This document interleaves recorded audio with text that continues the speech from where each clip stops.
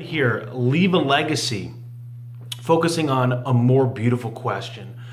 This is one of the biggest struggles that people have because of the education system. That's where I'm going to put the blame. Is that throughout your life, as you know, from basically kindergarten all the way from graduating from college, you were dictated at from the front of a room, and you were maybe even put in a team setting, but that didn't necessarily change things. And then what happened is that you had to regurgitate that information, and then we said, you're smart. You got a gold star, you got A's, they categorize you in some shape or fashion. The downside that created is that in the business world, nobody gives a crap about what you know.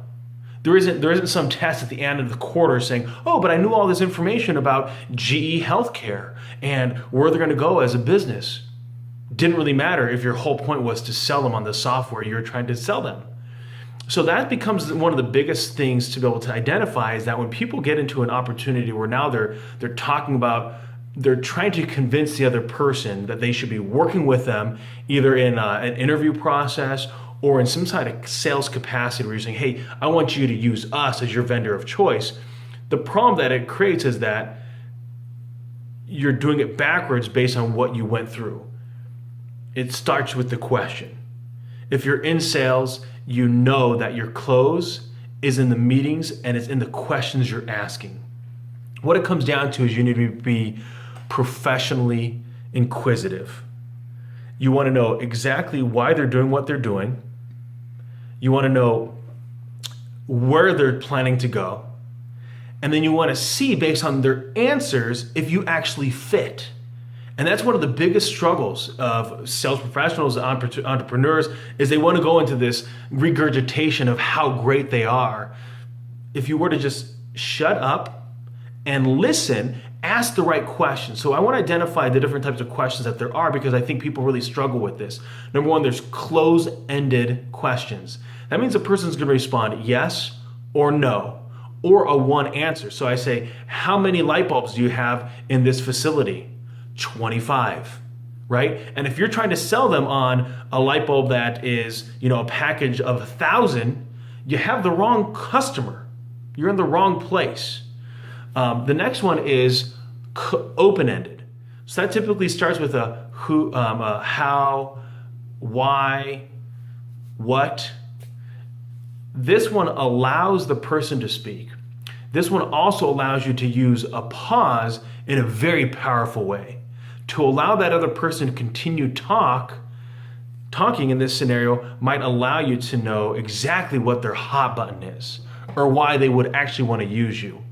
The next one that I find is a big struggle that people have when they ask questions is they either lead the witness by basically putting all these different parameters ahead of the question, or they ask a question and then they put all these different parameters after it. So a good question that I hear financial advisors often ask is, so where do you see retirement for yourselves? Are you going to retire in your cabin up north? Are you going to be moving down south? Are you planning on living near the kids? Do you want to stay here? Do you want to pay off the mortgage? And all of a sudden now you've asked 20 questions, when if you would have just asked that one question, it's beautifully asked to begin with, where do you see retirement? And then just shut your yapper, then they would tell you exactly what you want to hear. So have a clarifying question, a very clear question.